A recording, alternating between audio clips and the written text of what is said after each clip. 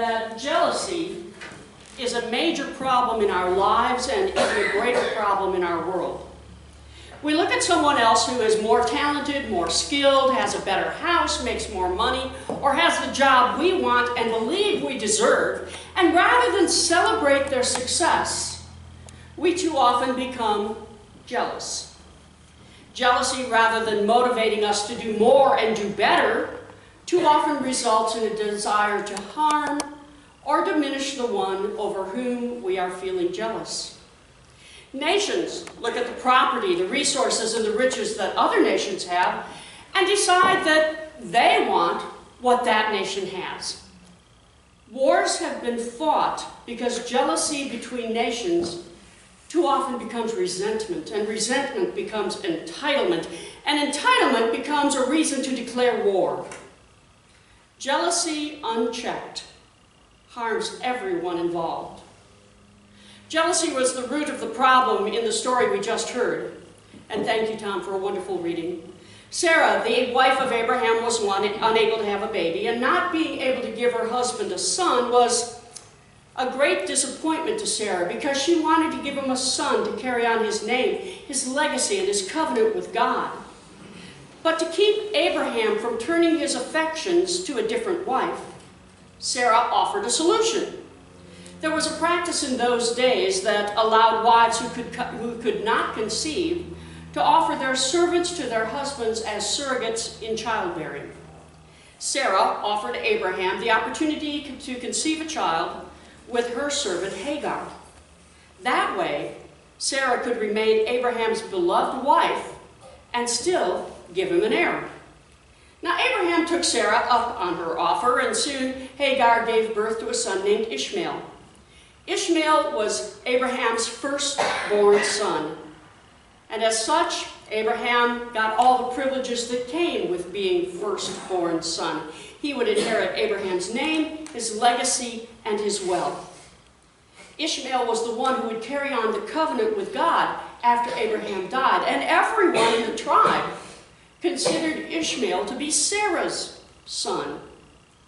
Everyone, that is, except Sarah and Hagar. But soon enough, God worked a miracle and gave Sarah and Abraham a child of their own. Isaac was the second-born. And while he might carry on the covenant with God, Ishmael was still the firstborn. Abraham's name, legacy, wealth, and position as tribal leader belonged to Ishmael.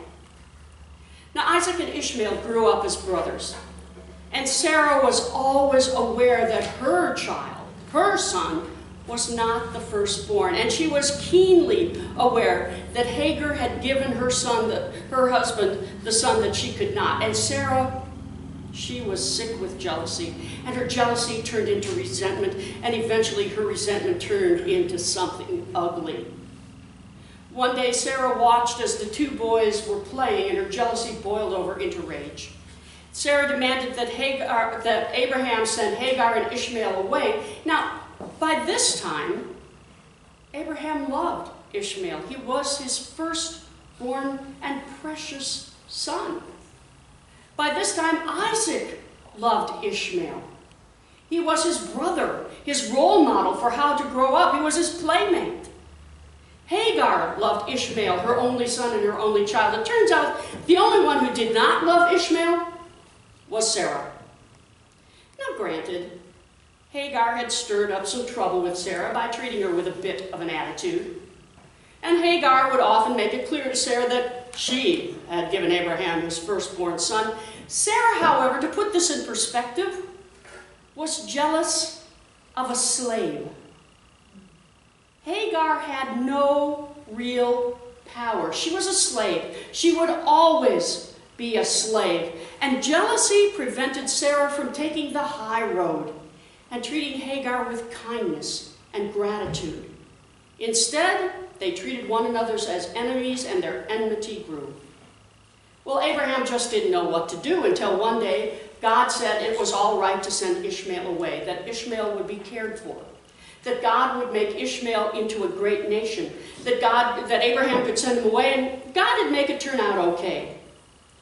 Now, we know now that Isaac is one of the great patriarchs of the Hebrew people. And we know now that Ishmael was one of the great patriarchs of the Arab people. In other words, jealousy created a problem between Jews and Arabs that exists to this day. Well, the story has a few points to make.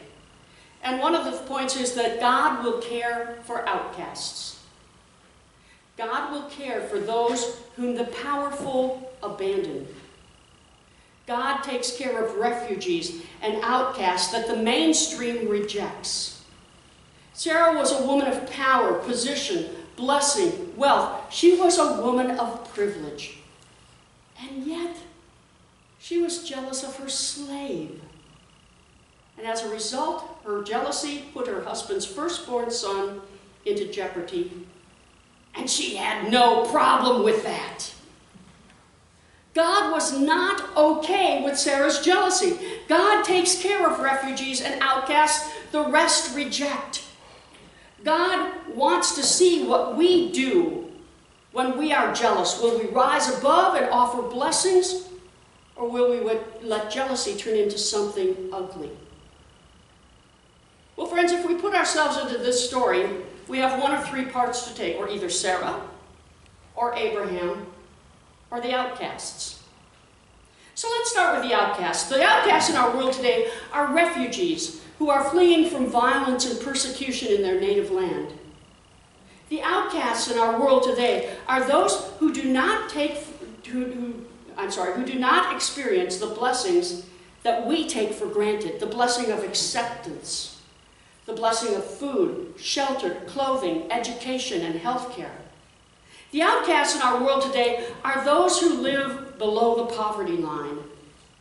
The outcasts of the world today are those who we believe are not as good as we are just because they are who they are.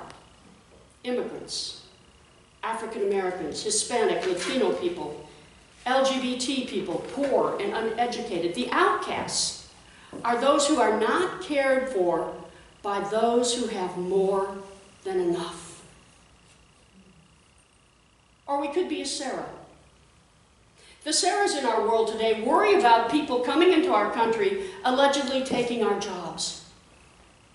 The Sarahs in our world today believe that poverty, well, that's the fault of the poor. The Sarahs in our world look at what others have, and even though they have more than enough, they grow jealous of what the others possess. And we, my friends, are Sarah when we actually believe we deserve the blessings God has given us. We are Sarah when we cannot share with those who are less fortunate. We are Sarah when we allow jealousy of others to become resentment, anger, and a desire to harm or diminish. Or we could be an Abraham. The Abrahams in our world are those who prefer to ignore the issues. My life is fine.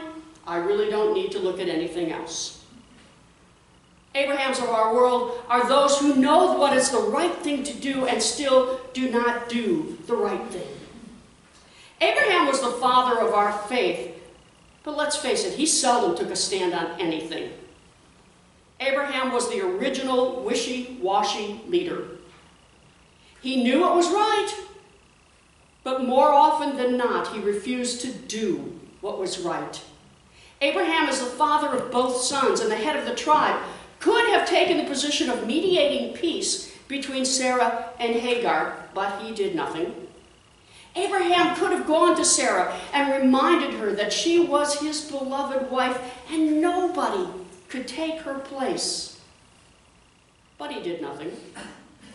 Abraham could have told Hagar that she was a slave and she better behave around Sarah, but he did nothing.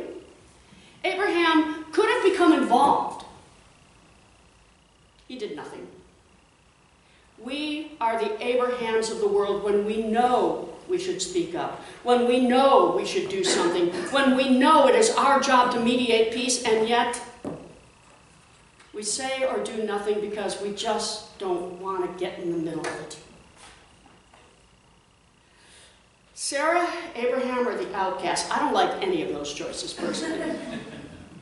And fortunately, as followers of Jesus our Christ, we have a different choice about who and what we want to be. In the story, we're Abraham, Sarah, or the outcasts. But as followers of Jesus our Christ, we have another option. Because we are the people of the world who are called to reject jealousy in favor of compassion, celebration, gratitude, and care. We are the people of the world who are invited to make peace when others want to pursue war. We are the people who are called, who are invited, who are told to make room for all of God's people in our communities, for all of God's people in our nation, for all of God's people in our lives, and for all of God's people in our churches. We are the people who know that we are blessed beyond anything we deserve, although sometimes I have to admit I don't remember that.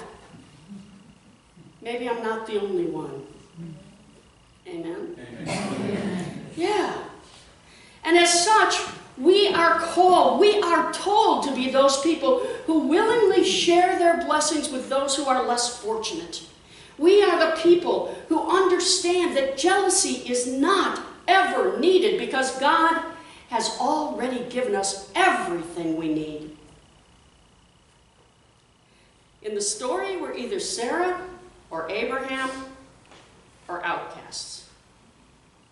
And in the story, jealousy wins. And if we look at the world around us, especially in the Middle East, we see that jealousy is still winning.